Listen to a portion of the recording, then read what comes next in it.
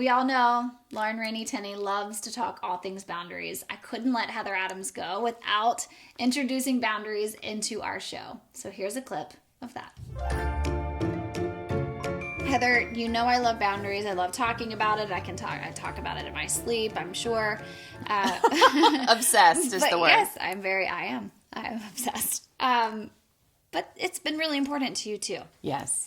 And I would love to know how. How has boundaries changed your life? Mm-hmm. How has it put things into perspective? How has boundaries really helped you in the area of some family stuff? Yeah.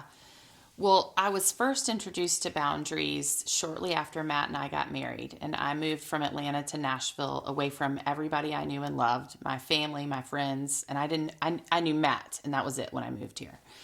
And we were struggling with navigating relationships within the family dynamic after we got married. And I just didn't know what to do. And so Matt and I sat down with our pastor, and we just asked him for some recommendations and some counsel. And he pointed me to boundaries and said, I think you need to read this book.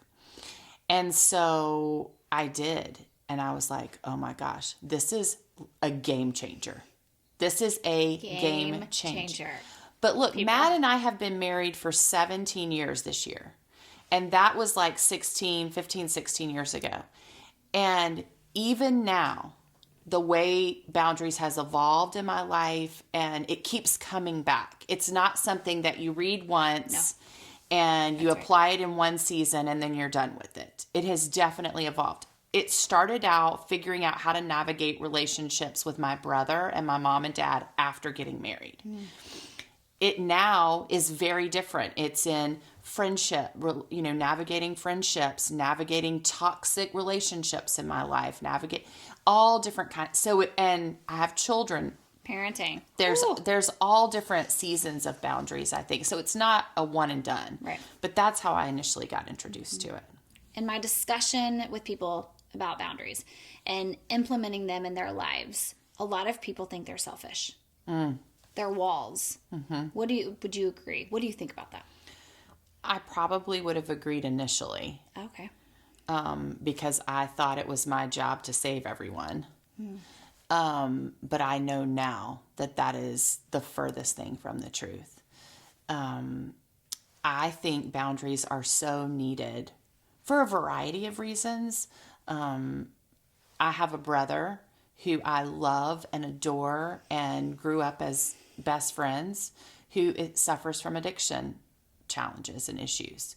We have to draw boundaries in our relationship with him and have specifically during certain seasons to protect our children, right. To protect my mental health. So I definitely don't think that was selfish of me to draw a boundary with him. Did I cut him out of my life? No. But we really used guardrails. Oh, that's so good. Yeah. To keep it on the road, right. As opposed to going off, You still see him. Still see him, still interact with him, love him, want the best for him, but can't save him. Right. And I think that is one of the biggest things, the biggest misconceptions, is boundaries are protection.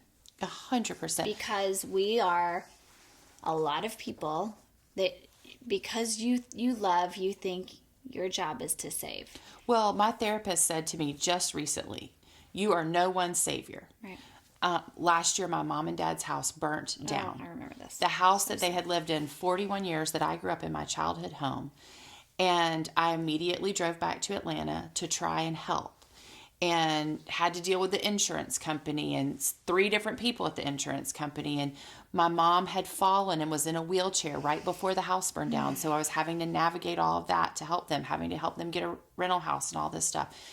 And it was a really stressful, hard season because not only was I navigating all that, but there was the actual loss of the home. And there's grief that you go through with that. Mm-hmm. But you have to draw boundaries. And this is what my therapist said to me. You are nobody's savior.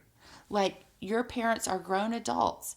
Do you want to help them? Can you help them? Of course. Should you navigate that carefully? Yes. So I think drawing boundaries is not selfish. It's just protective. Right.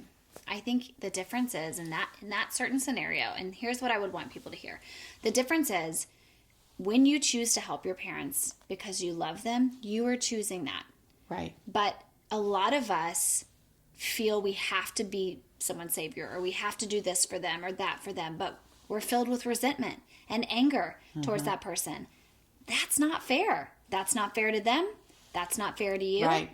But that's what you're choosing. And I think that, and in the book, he's very clear. He's like, every situation has to be decided by you. Are you doing this out of love because you want to do it and you have the capacity to do it? Right. Do it.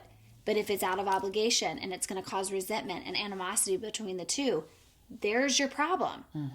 And control for me is always a big issue because all of that was out of control. So my way of helping was to control. Right. And that's not healthy either. Man. You know, when there's chaos, if you feel like the way to, make progress is to control, that wasn't healthy either. Yeah. Because my mom and dad were going through a significant trauma. And so wanting to do it and helping them because I wanted to be beneficial to them is one thing. Right. But doing it because I felt obligated to is different. And I definitely did not feel obligated to do it. I did it because I wanted to. Yeah. But you have to draw the line. Yeah. And that's why having that posture and that narrative in your head and knowing what works for you and what doesn't is how you're able to determine where the guardrails should be. Yeah, I think that you have to really be aware of your feelings and what's coming up. And triggers. Triggers, yeah. I mean, huge triggers for me. Okay. And I know them now. Yeah. I didn't know them 5 years ago, and that's part of the evolvement too. Yeah.